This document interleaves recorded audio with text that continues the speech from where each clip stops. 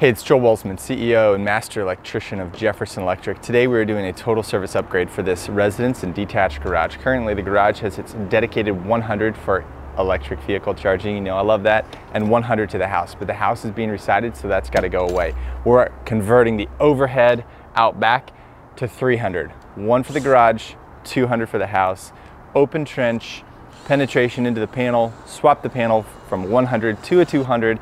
We're gonna achieve, or just near abouts, our $1 million truck goal today, because it's built on daily behaviors. What is a $1 million truck? That's 2 techs averaging $2,000 of revenue turned, gross revenue per tech per day, 240 working days a year, 2 weeks of vacation. You know what, you do that calculation, that's $1 million of gross revenue per truck per year. We call that 1MT, $1 million truck. Let's rock this out.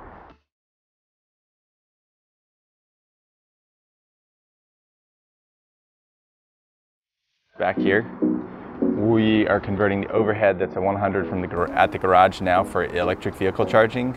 That 2 gang will be 1 for EVX, so she can continue to get that excellent metering rate. But the second one will be for the house. She's going to reside the house, so that's coming off. As soon as the utility company opens here at 7, I'll give them a call. That's in 6 minutes.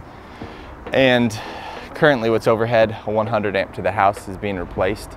That second meter socket will be a 200 amp. I'll mount a disconnect. Porphy, you're the exterior trench man. Mullen should deliver between 8 and 10 a.m. this morning. And that'll give us time to get stuff in place before we open up the yard and start tripping over the trench. Cliff, you're the inside man. We're going to go ahead and route that SER cable through the crawl space and into the new electrical panel.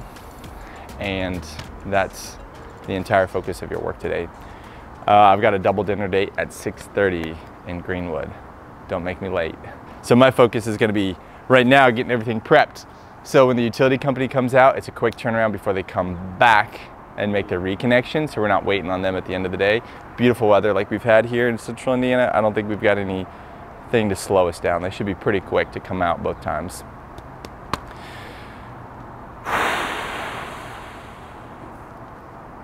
This J-box will probably be mounted either out or in, prefer inside the crawl space, so we can make the transition from our URD, is probably what they've supplied us, to our SER.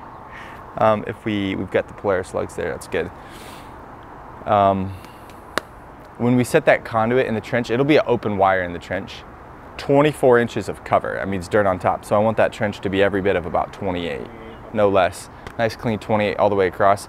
Then when we come out, we need to have that wire entering into a conduit stub, and that conduit stub needs to be at least 12 inches below grade. And we'll put a bushing on the end of that, so we'll come up real smooth into that conduit, convert, head inside to the J-box.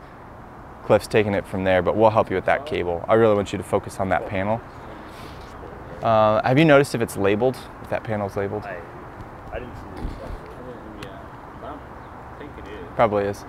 Yeah. Let's work on that first, labels, before we kill power, like ASAP, and getting that prepped. I'll let you, I think I can handle all the exterior prep here. I only want, let's think about this. I want you and Porphy, 1, panel labels before power turns off. 2, identify an exterior location that you want to penetrate here. And I can start getting that dialed in with LBs, penetrations, etc. So I'm staying out, you guys are in, you give Cliff a hand. You're inside commando, but you do have to wear underwear. That could be a problem. That could be a problem. We're already off to a bad start. Yeah.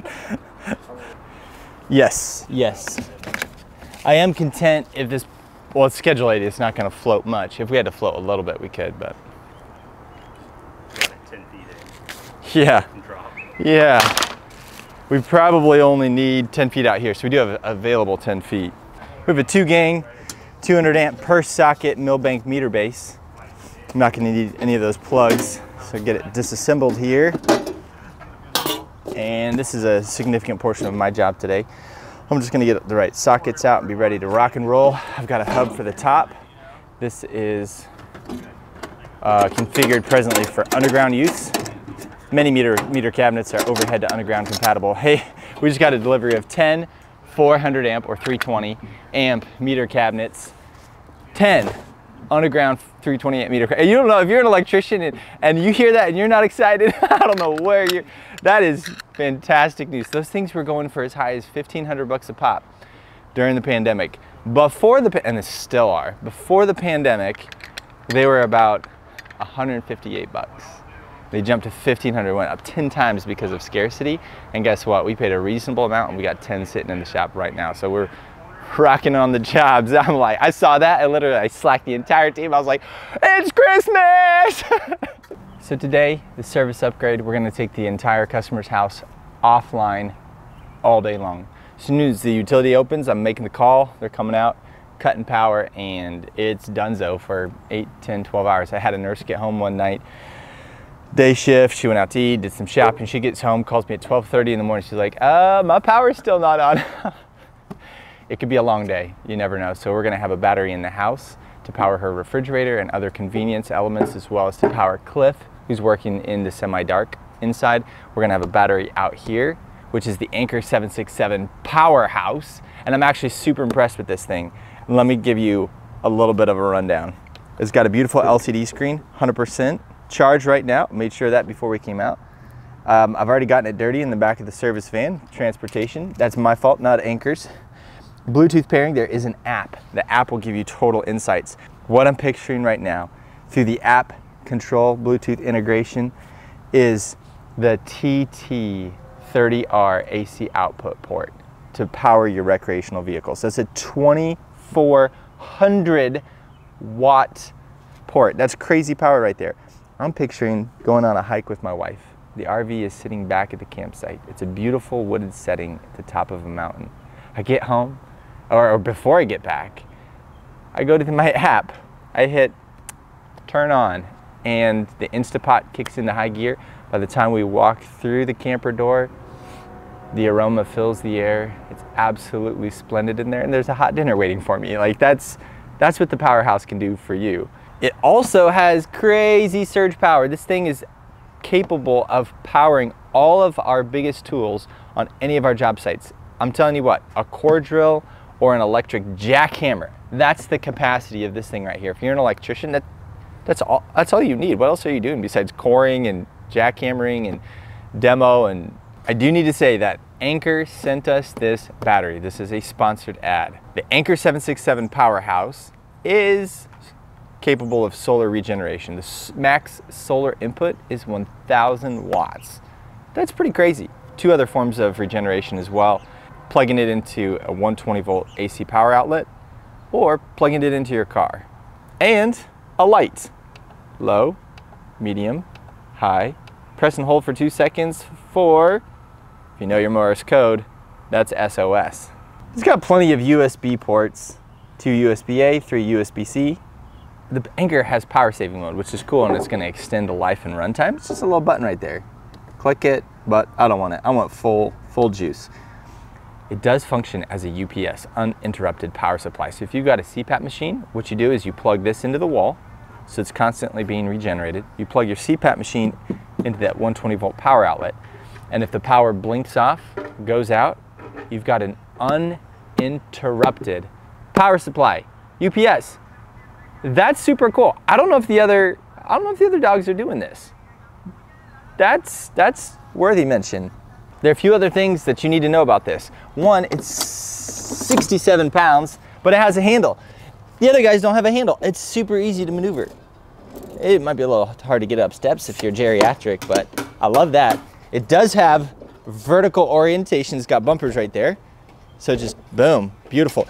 It's also a stackable battery. You can put a second one on top of this and integrate them. The power, the reset, the solar generation, the stack, it's all right here on the back.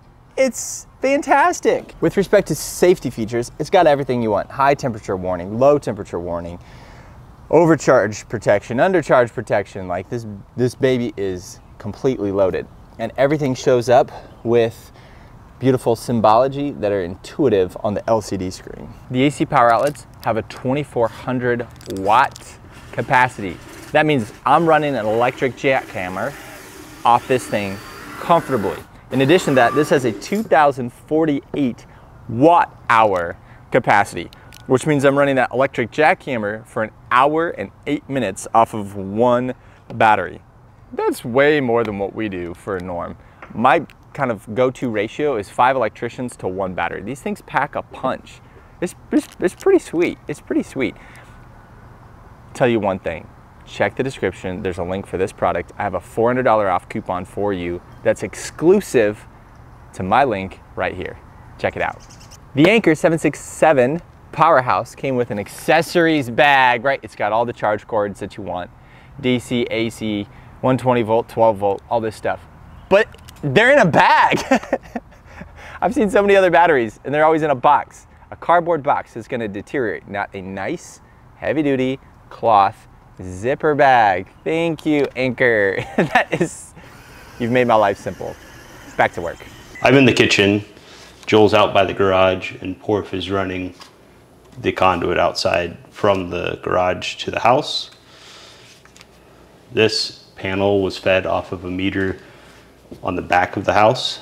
We are moving the meter that's on the back of the house to the garage so that they don't have any equipment on the back of their house. This was being fed from the top through their attic, and we are moving their new feed through the crawl space up this wall.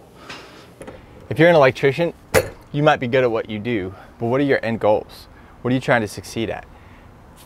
Probably, if you've been in the career for a little bit, you know one thing you want to do is at some point you need to get your aching body out of the field and you need to start working with your head a little bit more. That means you need to hire and build a team. What's the process for doing that? It's not about you. When you have a team, it's less about you being good and it's more about you making your team great. What does that look like? How do you do that? What are the tools? What are the comprehension and understanding? How do you hire? How do you reward? How do you fire? How do you incentivize? How do you motivate? How do you structure? How do you do this, right?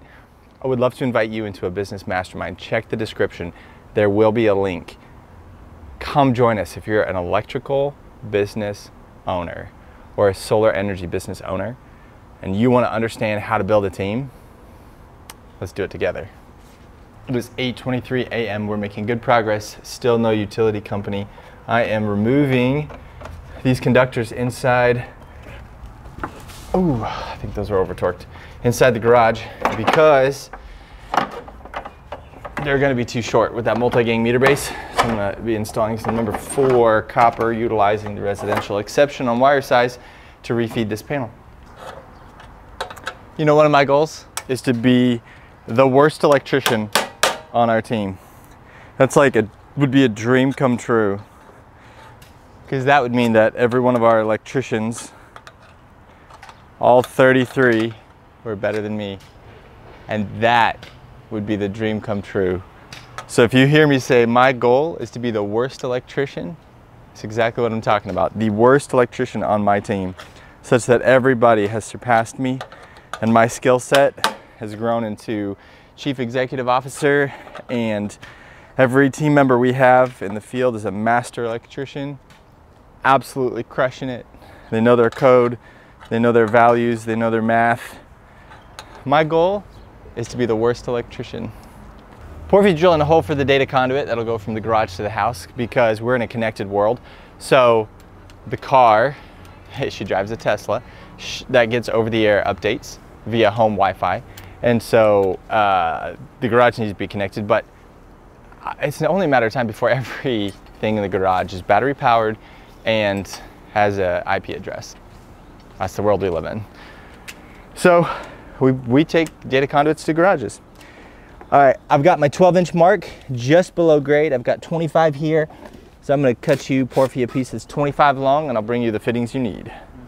I need to make sure that this protective conduit, schedule 80, not 40, as required by code and interpreted in our local jurisdiction, extends at least 12 inches below grade to protect the incoming direct buried cable. So that puts me at 48. So that's here. Oh, give me 2 inches of fudge factor as well. Then I need one more.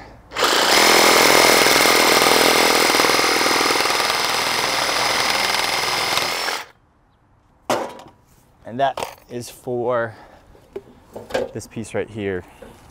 Reaming PVC conduit with a gloved hand is really, it's pretty easy. I don't ever use a tool for that. It provides a smooth edge. We'll go right there. I turn the print to the wall. I just think it leaves a better aesthetic. So the print on the conduit, back to the wall. So I'm gonna push it in, and in order to get a real good seat, I'm gonna turn it. Ugh. Sometimes it's such a good grab you can't, and that time you can. It's just very hard. There. That promotes a good finished product. When that glue joint gets seated and twisted, it distributes that glue that you may not have distributed evenly, and it's just a standard. I just push and turn, push and turn. We've got the panel ripped apart inside. It's time to pull out the old 100 amp number 2224 SCR cable, and in order to do that, I'm going to save the components for this old disconnect. This will make good equipment on a temporary power pole.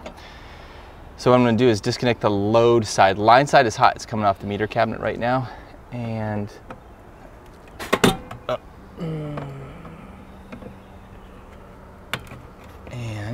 then we're going to get this SCR cable pulled out, hopefully. Okay, the bond wire is the other wire that's coming in here. So you see that's a code violation right there. They've got copper and aluminum under the same terminal. See that? There's copper, that's your bonding conductor. Oh no, that's probably ground. This is bond. That's actually under a separate terminal. Right there. It's out of the way. And then this one, that's where the copper and aluminum connection was. That's a violation, but it didn't corrode, it had no lux on it, it hadn't gone bad yet, so this house is not that old either. You gotta check your jurisdictions, you gotta know. A lot of them will freak out if you pull the meter. That could result in a meter tampering fine of $200, $300, $400. We've got that prerogative here. It's probably not common in your area. Remember, utility is going to be here any minute. Lineman's going to show up. Come on. There it is. So these line terminals are live up here. These load are de-energized. So you gotta watch yourself. There's two. I'm gonna get these off. I gotta really brace for this one. Woo! Give it one more try, and then we'll cut it off. Or I'll let Porfy try. Oh, whew! Didn't have to let Porfy show me up. That was good. Those are now de-energized on my right. Meter goes back in here just to close the gap. We don't want any kids walking up, sticking their fingers in here. Oh, look at that. Shoot. I'm just gonna leave them in there for temporary power equipment for job sites. That might just be okay. We'll use those leads and tie right into the meter. Cliff's doing a good job in here. Every circuit was labeled before it was taken apart, duh, but every now and then that gets overlooked. Taken apart, conductors were pulled kind of nice and straight, take the bends out, panel slipped out smooth and clean. We've got no drywall damage so far. We do have it in our contract that we will cover drywall and not paint, and that's explicitly stated. We'd like to not have to do either, and so would the customer. We've chosen to use a Siemens electrical panel going back in because that's what was here, and we'll be able to reuse all the breakers because this house is not but about 10 years old. So those breakers have another 40 years of life on them. So far so good. We're able to pull the SCR cable, that's the big service entrance cable, from the disconnect out into the attic and from the panel out into the attic. So now it's out of the way and we're off and running. Next step is to push the big SCR cable from the outside into the crawl space and up into this bay. Let's do that. It's time to pull that SCR cable through into the house. Cliff, if you could be at the panel, Porfy in the crawl space, I'll be out here. I'm gonna shove it to Porfy. Porfy, you're gonna pull across the crawl feed up to cliff. Cliff, holler when you've got enough. I would say take it to about midway up the panel. Then I'm gonna cut it. Then we'll feed the last about 3 feet through, because that's, you know, we'll have too much at that point. So I'll cut it out here and you'll get what you need once he's got what he needs at the J-box in the crawl.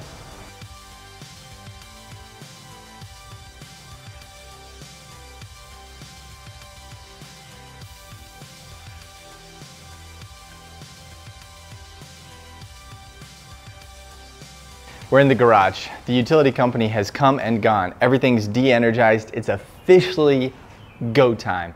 It's 10:37 a.m. It's 81 degrees. We're about 10 degrees from peak high today, and it's toasty. But let me tell you one of my great regrets in life, how I built my business.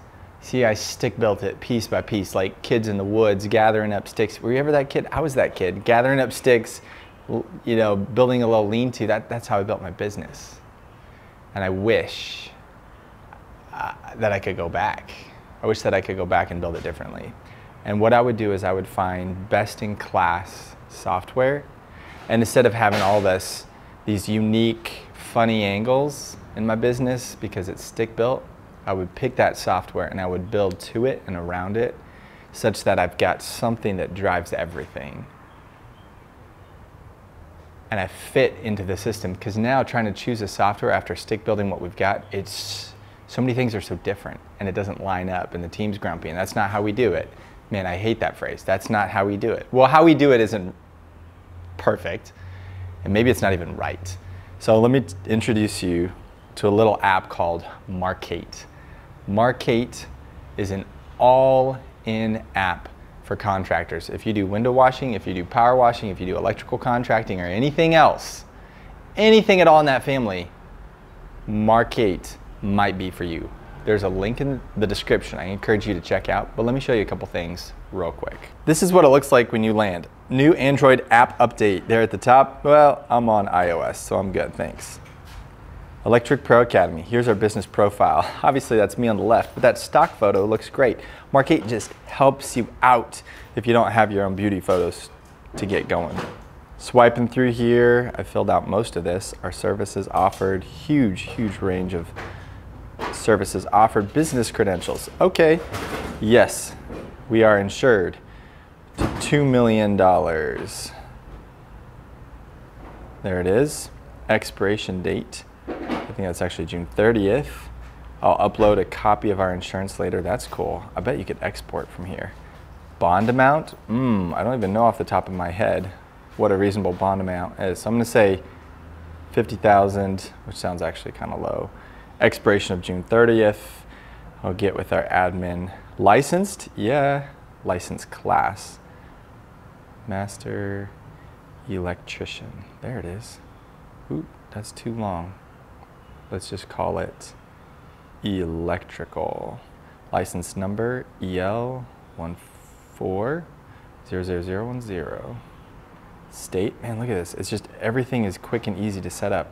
You'll probably spend about 30 minutes and have this my entire business fully codified in one place. That's sweet. Hit the check mark at the top. It's been saved. I like how it confirms as you go. Continuing on, verifications, email and phone are verified. Boom, boom. Okay, portfolio pictures. Man, I love a good portfolio. Let's upload some images from the gallery. Go to albums.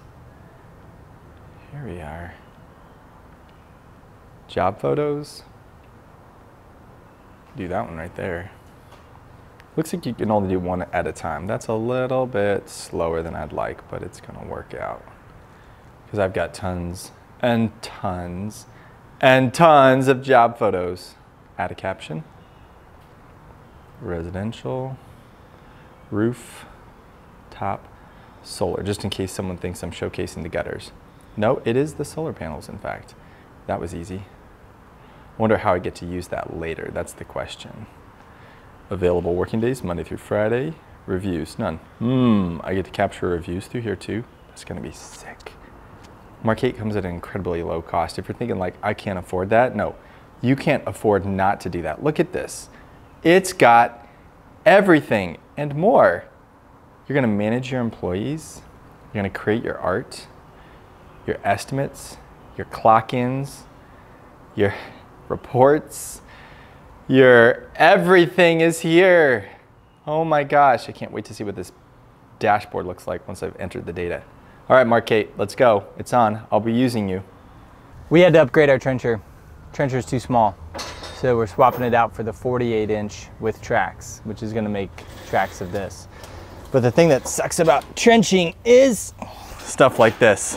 Just trash in the ground. It's not just virgin dirt. So there's that. That's the other side of our ground rod.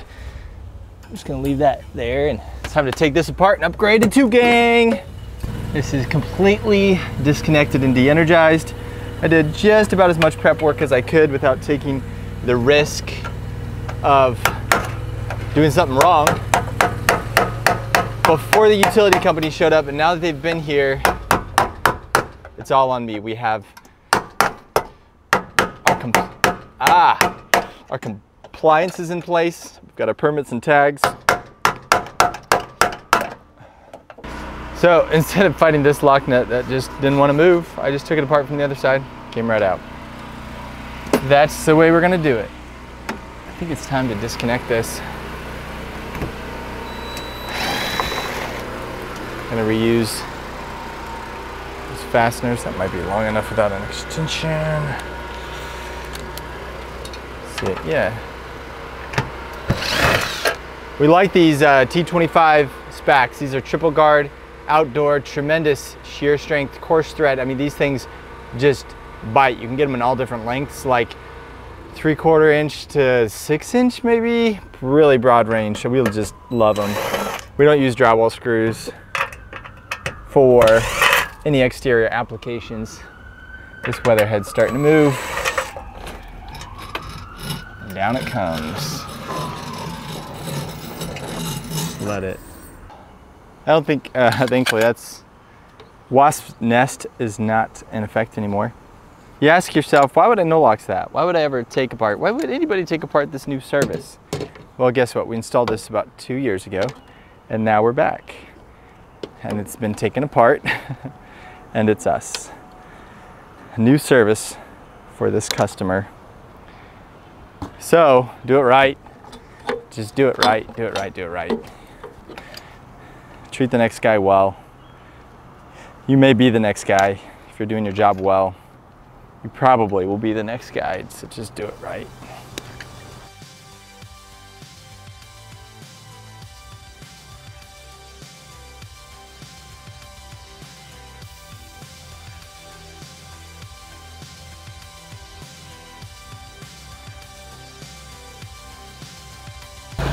Okay, that's no-loxed. Coming back on here. This 2-inch riser is going to be big enough for us. Going back to Appendix C, is it? To check wire size and against pipe size. We've got 350 KC mil XHHW. Really tempting to just use that THHN for everything, but it's not sunlight resistant, so you're going to run into issues down the road when that insulation starts peeling off because of UV degradation. So we have got some good old XHHW. It's now time to push it up and make our terminations. Porphy pre-cut it, pre-labeled it, and pre-stripped it for us here on the job while we're waiting for the utility company as one of our preliminary steps, so it's good to go. You might be wondering where our hole came through that we labored to drill. It's right there. Boom, and that's it. That's gonna go right there. We'll tighten it up from the other side. Done.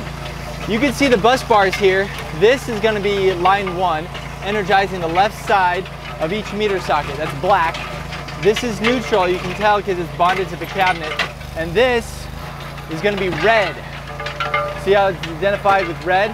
It's gonna energize the right meter jaw here, this terminal, over to the right side there. So because of the size of our conductors, which would be hard to work with, except they've been sitting in the sun, getting all soft and pretty, that's gonna come in like that, right like that. Plenty of room here, plenty of room to terminate there. Checking up top to make sure we've got plenty of wire, and we do. That's beautiful. Cut to length. This wire adds up.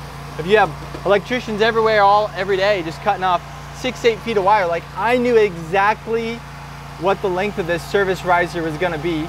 And I cut it down 12 inches, and that saved me another 3 feet of wire, and I think improved the aesthetic a little bit. And electricians out there, when you don't know, egads, give yourself a buffer on the wire. But when you do know, don't be sloppy. Save your employer some money, please, please. Before I get too tight, I'm gonna give it a wiggle. I'm gonna be gentle because those bus bars will flex quite a bit. I realize I need to bring it over just a little bit so I can get to that terminal there, which is not in yet. Every time I wiggle it, that terminal loosens up so much. It allows those strands to settle. Wow, you've heard me say that before. If I miss a detail on this service that you're really dying to know about, we've got a lot of videos like this. We can help you out. Keep watching. I will interject a couple of things here now. Typically in every jurisdiction, you have to be a licensed contractor in order to do this work, specifically electrical contractors. In addition, the utility has, every utility company I've ever worked with has a book of standards, typically called a gold book, and that is the book of minimum standards. You've got to adhere to gold book standards. So one of the standards in this case is that the top of the meter cabinet cannot exceed 6 feet above grade. So we're just pushing right at 6. That puts the meter right at eye level for most people. It's beautiful. In addition, specifies grounding, neutrals, types of conductors, all that stuff. So we're in compliance with every respect here. The utility is going to be responsible for making the connections at the weatherhead, which is the top. This is a service riser. That's a mini. I've got a hub to reduce from 2 inch to 3 inch. That's my weather hub. This is a 2-gang meter cabinet. We've got our terminology standardized here as we discuss it. If you've got a comment, which I hope you do, drop it in the discussion below. However, man, use a timestamp, and that way everybody can really engage, be articulate. Some people just kind of like fire off and disappear, and it's not as meaningful, right? I'm gonna strip that back a little further. So the XHHW, the rating of this wire, is all about the insulation. This is a compact aluminum, and it's really technically an aluminum alloy, but the rating that makes it sunlight resistant has nothing to do with the aluminum. It has everything to do with the insulation. That's what has to withstand the sunlight. And that's really the same with many types of wire, most, that it's all about the insulation. You've got copper, you've got aluminum, you've got compact conductors, you've got stranded non-compact, and you've got solid. Beyond that, dude, it's the insulation. You've got paired, you've got twisted, yeah. It's the insulation. Here's another thing. One of the things I'm watching for, and this is one of the most important things I could tell you today. This is big wire. There's a lot of pressure. It takes a lot of force to bend it. If this conductor, for instance, which is L1, a hot conductor, this is where the juice comes from, this is where you get shocked. If that conductor was laying hard against the edge of one of these lugs, I could almost guarantee that that edge over time would wear through, and you would have a direct hot to neutral short. It might just explode and blow the front off the meter cabinet, and you'd lose power to the house and just crazy things would happen. Your TV would be fried, or it might just sit here and burn, and that would probably be worse because you could catch your garage on fire with the amount of heat generated. So it could be instantaneous and explosive, or it could be a slow burn. On a wood frame garage, I guarantee you the potential is more than there to set this thing blazing sky high. So you want to know how your conductors are sitting. You want to make sure they're free of sharp edges. It does get a little busy by the time you stick your third conductor in there.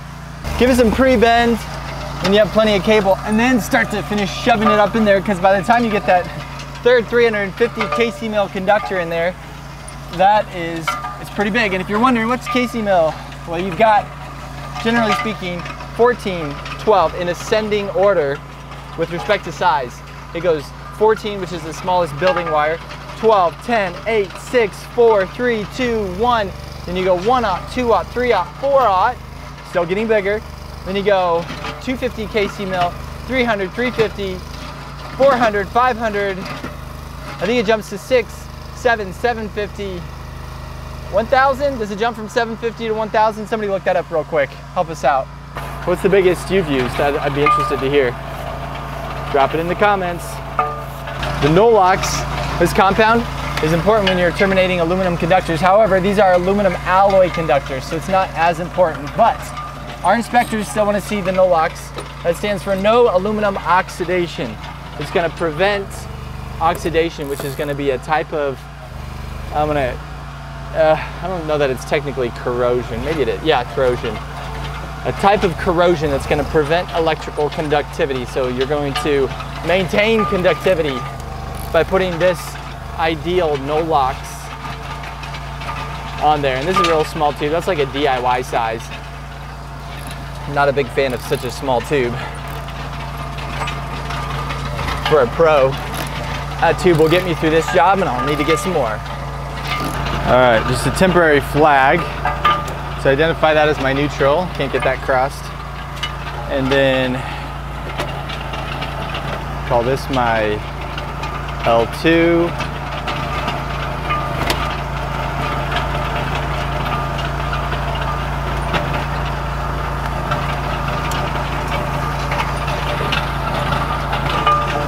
And because it's not cut to length, another temporary flag to identify L2. And there we go. Guys, I'm interested to know, I know there's some really smart guys out there, way smarter than me, but what would you call this? It's small, right? Is it a sub panel? Because it's small, is that what you call that? 100 amp, you know, automatically a sub panel? Is that a service panel? Is it a main panel? What would you call this little panel inside the garage here? Drop it in the comments, timestamp. There, bushings, because we're using wire larger than 4 gauge. No, 4 gauge or larger, a bushing is required. And service entrance, bushings required. It's a good idea, it looks sharp. Homeowner's not probably ever gonna see that, but, or care, or know, but that's not what it's about. Let's get this panel landed. We're gonna land simply L1 on the left, L2 on the right, and the neutral here at the top. L1, L2, and neutral at the top. And you can tell that's neutral because you see how this bar is bonded to that strap, which is bonded by that green screw into the panel and down into this terminal bar here. So grounds and neutrals are common. Watch behind you.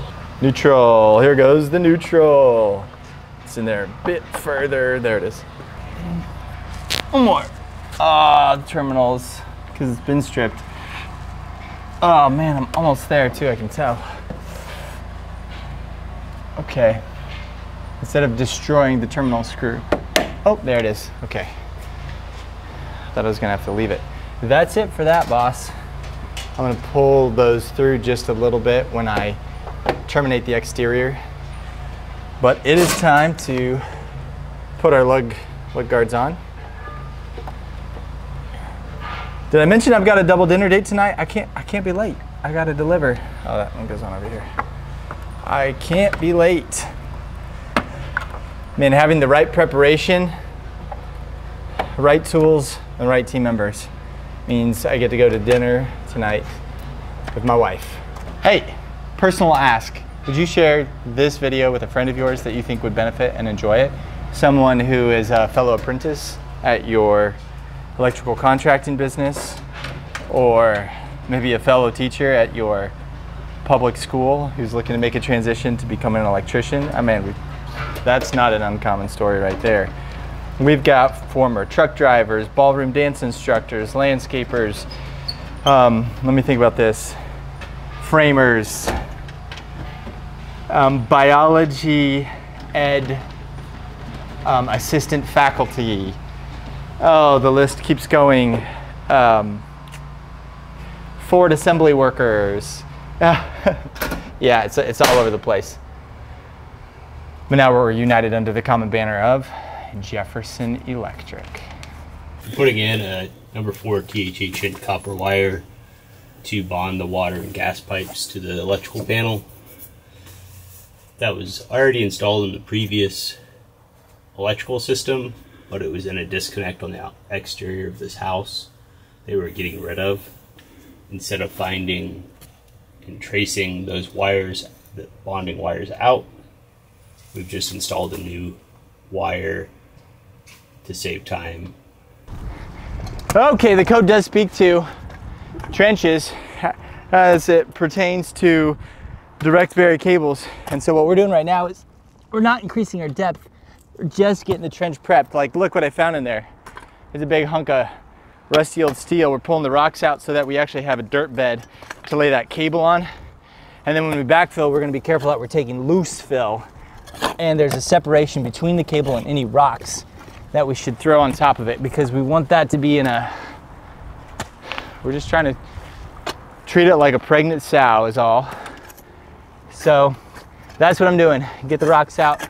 We're gonna put a tracer wire. We're gonna put a caution direct buried cable line in this trench, and we're gonna take real good care of it. That's all part of it. But I've got 3 wires in the bottom here that I'm going to push the panel all the way in, and then I'll have to fish them up. So I've tried to lay them out close to where they're going to be going in so I can easily grab them.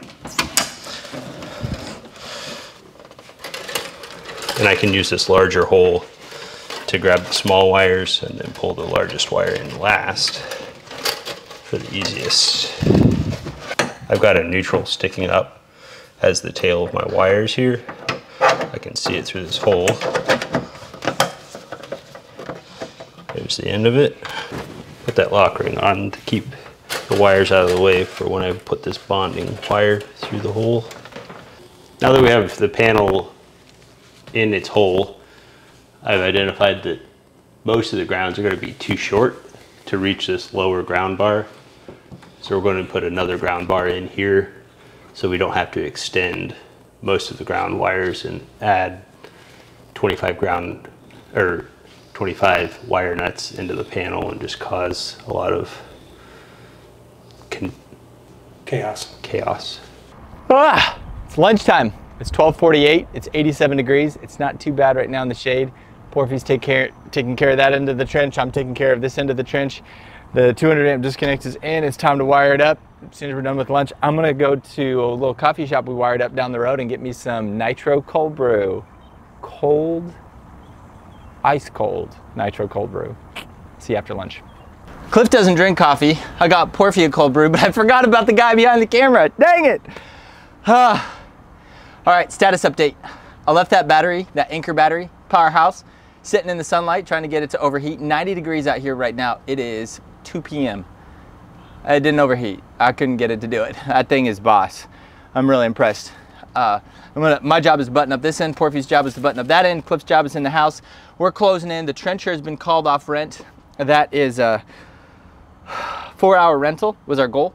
We didn't need to hang on to it for longer than that, so we're cutting costs. We did do 811 publicly, had the utilities marked. Everything back here is completely clear. We're closing in on this baby now.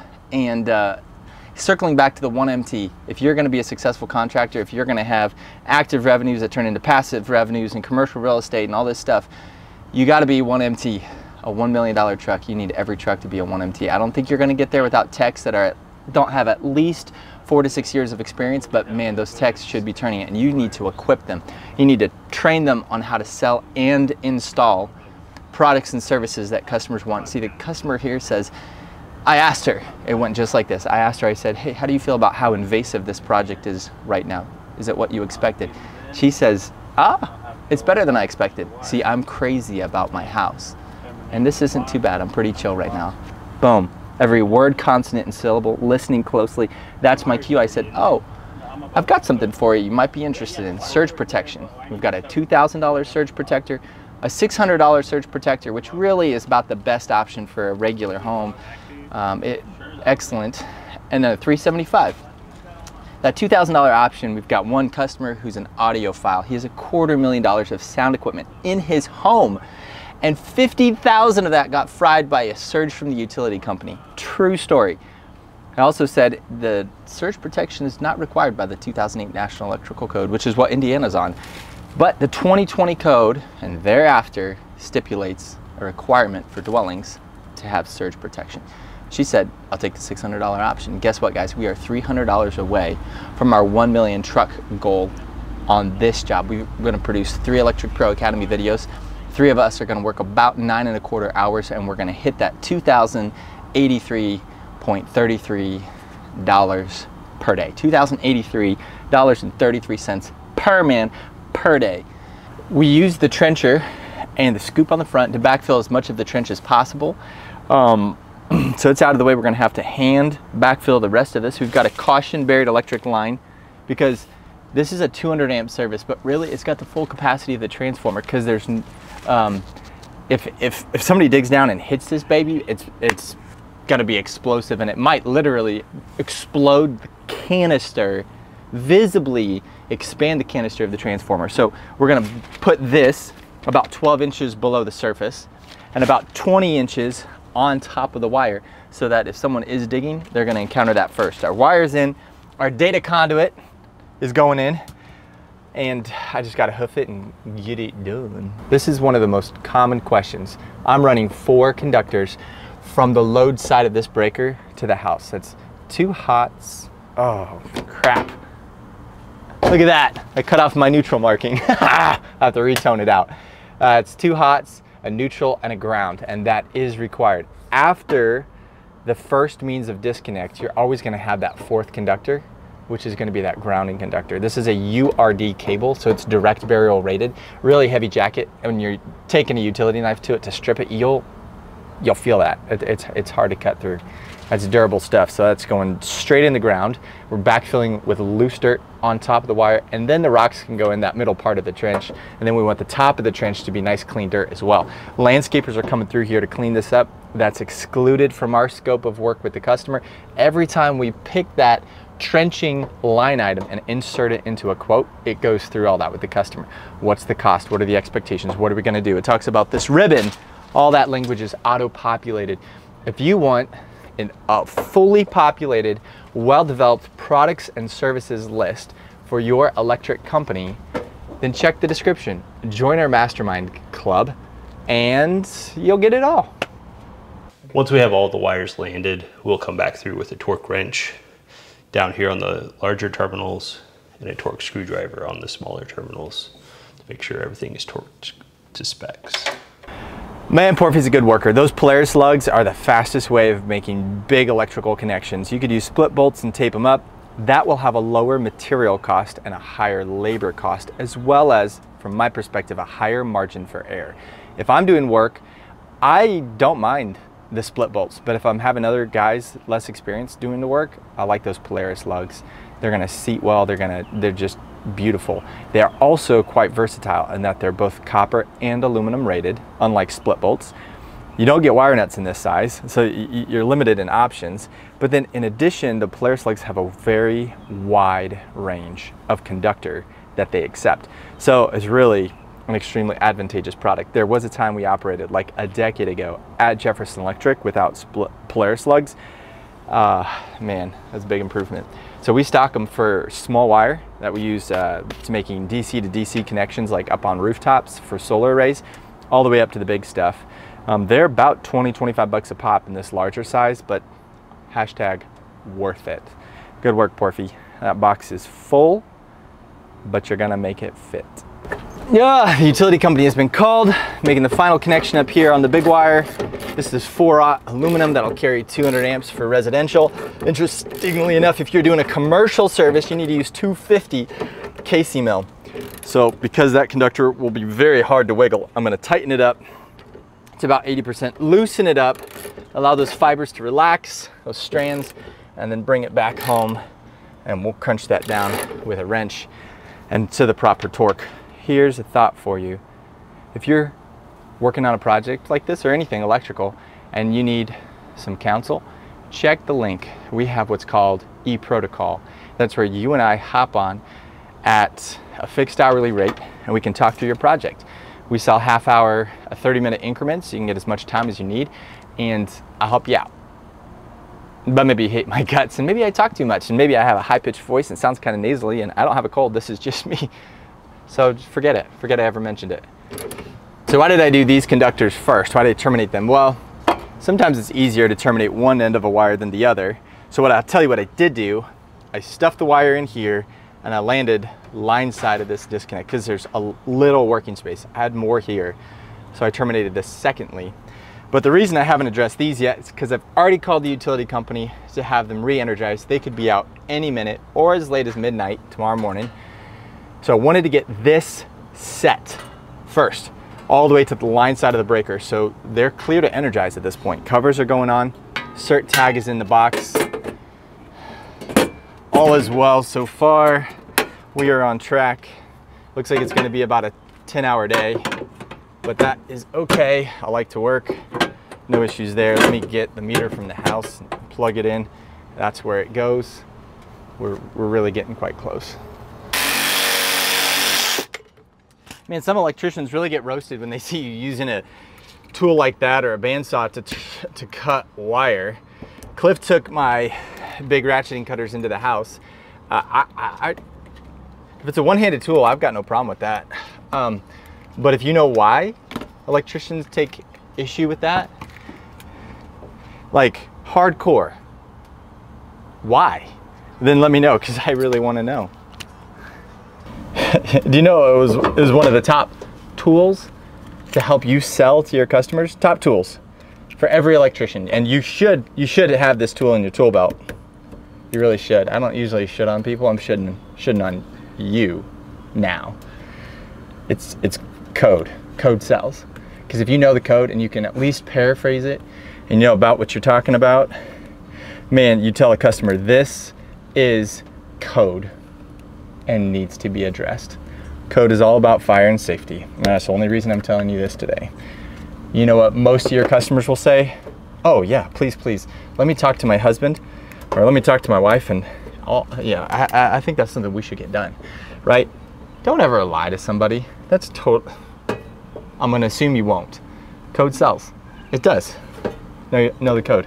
Guys, so frustrated with this disconnect. Burned too much time before I finally pivoted to this concept. This number 4 copper is rated according to 250.66 to carry the full ground and bonding capacity of this service. I could not fit this 2-watt conductor in any of the provided ground holes. I don't really remember that being the case. I wonder if they made a pivot in some regard. So Polaris lug it, drop that baby in, and it's not gonna fit otherwise. There are such things called pin adapters where you can crimp on a smaller pin to the end of the conductor. We do not stock those, and they require a crimping tool, like a Conduit tool. And I gotta downsize it, get this in the terminal.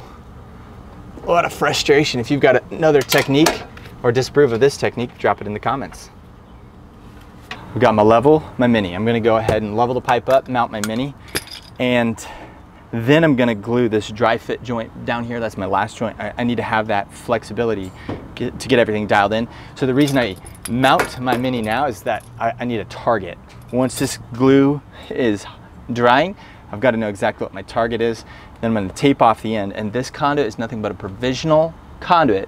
We're not pulling any conductors through it today or DataCom from the house to the garage.